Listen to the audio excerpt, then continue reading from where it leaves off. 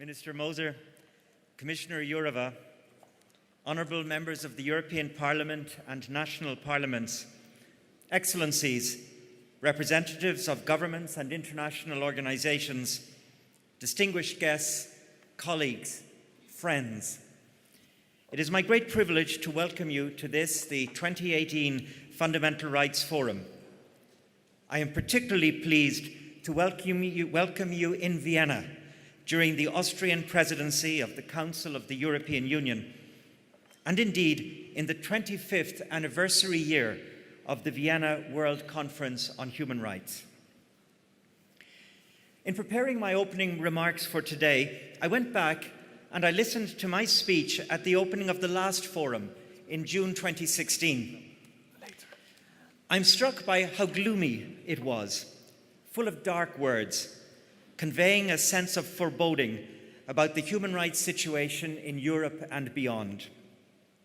It referenced the dreadful civil war in Syria, migrants risking life and limb to reach European shores, inequality rising across societies, a terrorist attack in Florida where a man motivated by homophobic hate killed 49 people in a nightclub. Above all, it strikes me that just about everything I said in 2016 is no less relevant today. To paraphrase the Irish playwright Samuel Beckett, the sun shines, having no alternative on the nothing new. Indeed, not only is the situation for the protection of human rights globally still of great concern, it has arguably worsened. We have moved from the rejection of human rights to the rejection of human rights protection systems themselves.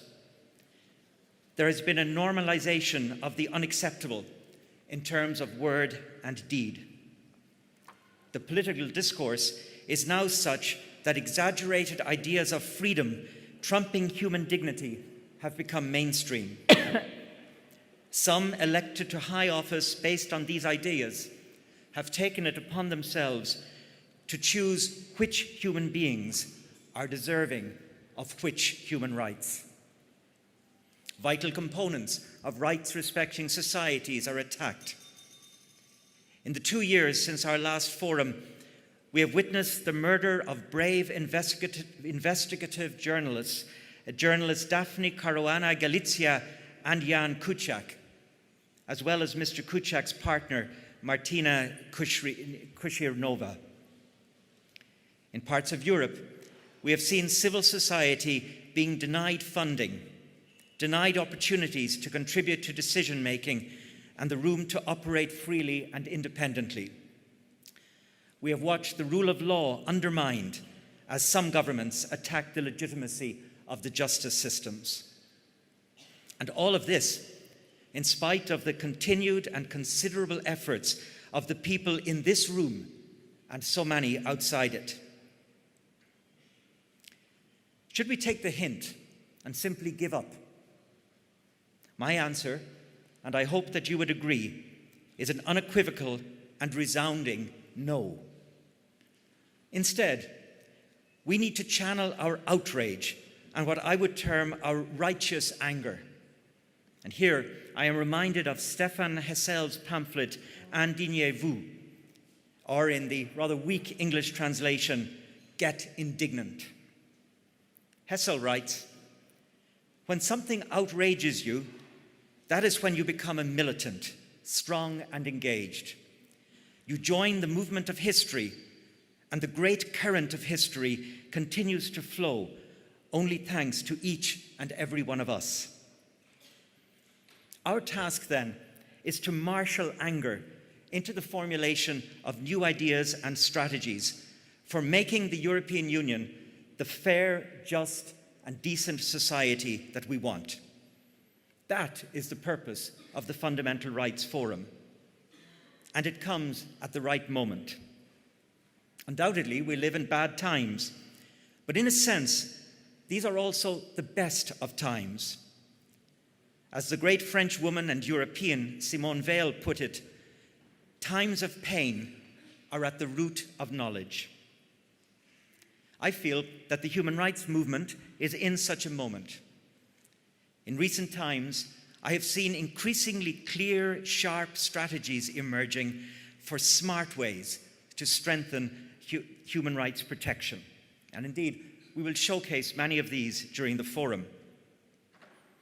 What is more, the very threats we face have also given rise to a vigorous intellectual energy. Across Europe and elsewhere, there is a new vibrancy to the discussion of what it takes to build healthy societies. We need to bring our ideas to these discussions without being arrogant in our pro-human rights assumptions. Our friends and neighbours may well have other perspectives and priorities. They may neither think nor act in the language and categories of human rights, but we must engage with them respectfully. Above all, we must never give up because of the responsibility we hold, the accountability we owe to past, present, and future generations. First, we are accountable to those who came before us, who built today's Europe, and also to those who suffered and died in an older, a past, and an intolerable Europe. For some of us, this accountability to those who preceded us is very personal. It is for me. Some 25 years ago, I was part of a small United Nations human rights team working in Bosnia-Herzegovina. One day, we gained access to a detention camp. As we entered the camp on foot, my colleagues and I passed a line of men being marched single file in the other direction. We only learnt later that they were being led out to a minefield and were being forced to cross it in order to clear the mines so that soldiers could follow. These men knew where they were going. As they passed us, one of them, about my own age, caught my eye and held it just for a moment. He looked directly at me and, in some sense, into and through me, and then he marched on. I do not know if that man lived or died that day. I do not know his name. I never saw him again. But I have never forgotten him or his look. It is to him that I hold myself accountable every day. He reminds me of my personal responsibility to do something so that the barbarism he experienced is not repeated. He is the reason that I cannot stand on the sidelines. Nor can I be silent.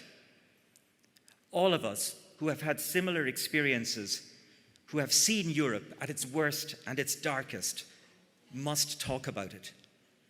These stories have a role, both as cautionary tales and as a reminder that history is never so far behind us as we think. The second accountability is to the current generations. It means working together to put an end to unacceptable levels of human rights violations happening right here in the European Union. We see and hear about these infringements every day in our work at the Fundamental Rights Agency. For instance, our research has exposed deep-rooted failures to address the problems of Europe's Roma, the EU's largest minority. I spoke of outrage earlier, and there is no better term to express my reaction to their appalling situation. 1 in 3 Roma children go to bed hungry. In education, they experience rising de facto segregation. The percentage of Roma children attending classes where all the classmates are Roma increased some 5% from 2011 to 2016 in member states that we surveyed recently. And these are the lucky Roma children, lucky enough to attend school.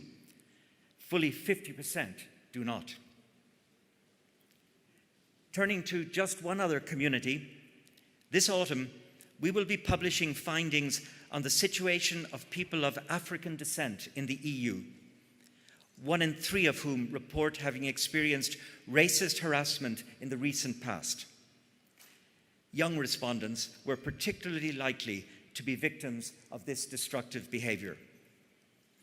And at the other end of the age spectrum, according to the World Health Organization, every year in Europe, at least 4 million people aged 60 or older experience elder maltreatment in the form of physical abuse. 1 million experience sexual abuse, and an unbelievable 29 million are subjected to mental abuse. From now until the end of this year, our agency will be releasing findings on these matters as well as in other subjects, such as child poverty, on discrimination, on hate crime against Jews, that will show the extent of the wrongs we must work together to right in the European Union. The progress we make on these and on any of the other pressing issues we face will undoubtedly improve people's lives today and in the future.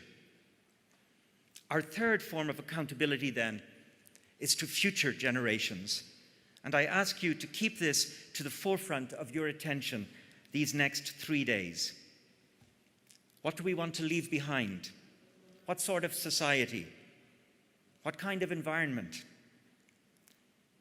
There are not many bigger questions, but fortunately, they come with a guide, the United Nations Sustainable Development Goals, the SDGs. The Fundamental Rights Agency is supporting the implementation of the 2030 Agenda for Sustainable Development. Our work is guided by the agenda's core principle of leaving no one behind. And a good number of the Sustainable Development Goals themselves are reflected in this forum's ambitious programme.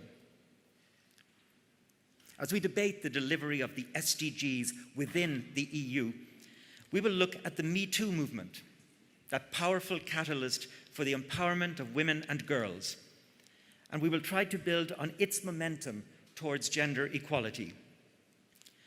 We'll see how decent work for all can be a tremendous boost for social rights. And we'll hear from the Council of Europe about their new campaign for democratic schools as foundations for peace, justice, and strong institutions. The SDGs are lofty goals that aim to overcome complex generational challenges, but they are yet another reason why this gathering is so necessary. We've brought together for the forum a truly extraordinarily and richly diverse group of people to share their talents, ideas, and expertise. You'll meet people from the business world, the arts, the faith communities, and the full breadth of civil society, as well, of course, as representatives from the European Commission, the United Nations system, the European Parliament, the Council of Europe, the OSCE, and national governments. But I am most excited that a significant proportion of us are under the age of 30. Those of you who are young have an idealism, a selflessness, and a solidarity that the rest of us must look to for guidance. An Ipsos survey published yesterday showed that you young people across all countries are more optimistic about the future than adults, even though you are deeply dissatisfied with politics as usual. We need your reserves of energy, enthusiasm, and innovative thinking to better promote and protect human rights in Europe and around the world. Dear friends, despite the gloom of my earlier remarks, as I look around this room this morning, the overriding feeling is one of hope. It was Martin Luther King Jr. who said, "We must accept finite disappointment, but never lose infinite hope." My most sincere hope is that the people here in this room and those following online will harness their many finite disappointments, their outrage, to seek and to find solutions to our common challenges. These 3 days are only a beginning, but let us make the best possible start. Thank you.